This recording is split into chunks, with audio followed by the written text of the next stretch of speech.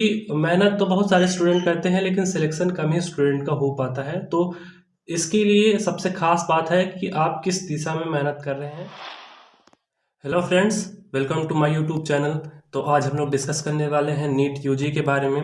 और अगर आपने भी 2026 का फॉर्म भरा है तो यह वीडियो आपके लिए बहुत ही खास होने वाला है, क्योंकि इस वीडियो के अंदर हम लोग डिस्कस करेंगे इम्पॉर्टेंट डेट्स के बारे में, एग्ज़ाम पैटर्न के बारे में और उन कॉमन मिस्टेक्स के बारे में जो अक्सर स्टूडेंट्स करते हैं और बाद में या तो उनको काउंसलिंग में प्रॉब्लम होती है या एडमिट कार्ड इशू नहीं होते हैं। तो आइए एक एक टॉपिक पे हम बात करते हैं। हमारा पहला पॉइंट है इम्पॉर्टेंट डेट्स।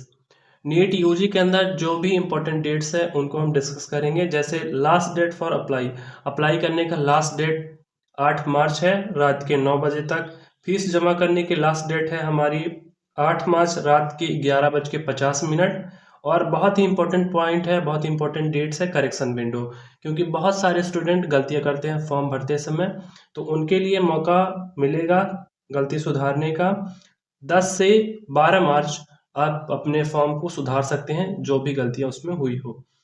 एग्ज़ाम डेट्स की बात करें तो 3 मई को एग्ज़ाम है नीट यूजी का, दोपहर 2 बजे से 5 बजे तक।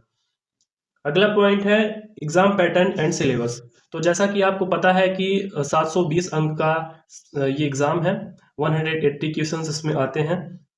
तो टोटल 180 क्वेश्चंस हैं और सभी क्वेश्चंस करना कंपलसरी है। सब्जेक्ट फिजिक्स केमिस्ट्री बायोलॉजी ये आती है। बायोलॉजी के 90 क्वेश्चन रहते हैं और फिजिक्स केमिस्ट्री के 45 क्वेश्चन। 1 क्वेश्चन 4 मार्क्स और 1 मार्क्स की नेगेटिव मार्किंग रहती है। तो जो सिलेक्शन में सबसे बड़ा रोल प्ले करता है वो है आपको सिलेबस को समझना, क्योंकि मेहनत तो बहुत सारे स्टूडेंट करते हैं लेकिन सिलेक्शन कम ही स्टूडेंट का हो पाता है। तो इसके लिए सबसे खास बात है कि आप किस दिशा में मेहनत कर रहे हैं।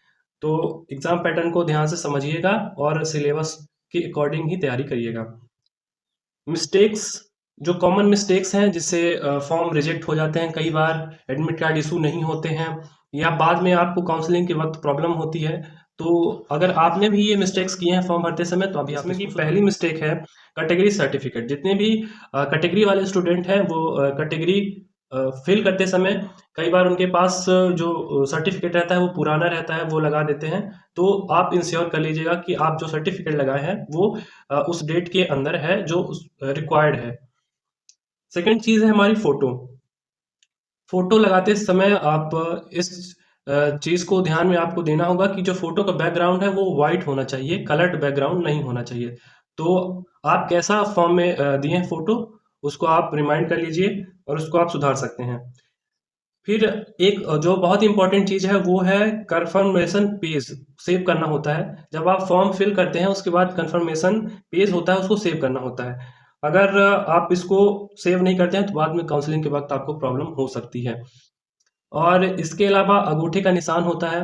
और पाँचवा जो पॉइंट है वो है कि सिग्नेचर कई सारे स्टूडेंट ब्लॉक लेटर में कर देते हैं, जो कि गलती आपको ये नहीं करनी है। सिग्नेचर कभी भी ब्लॉक लेटर यानी बड़े अक्षरों में नहीं किया जाता। तो ये कॉमन मिस्टेक्स हैं जो बहुत सारे स्टूडेंट करते हैं। अगर आपने भी ऐसी कोई मिस्टेक की है तो अभी आप इसको सुधार सकते हैं और आप अपने भविष्य में एक डॉक्टर बनने का सपना को पूरा कर सकते हैं। बाकी आपको इससे रिलेटेड कोई भी डाउट हो तो आप कमेंट बॉक्स में पूछ सकते हैं। Thank you for watching the video. जय हिंद।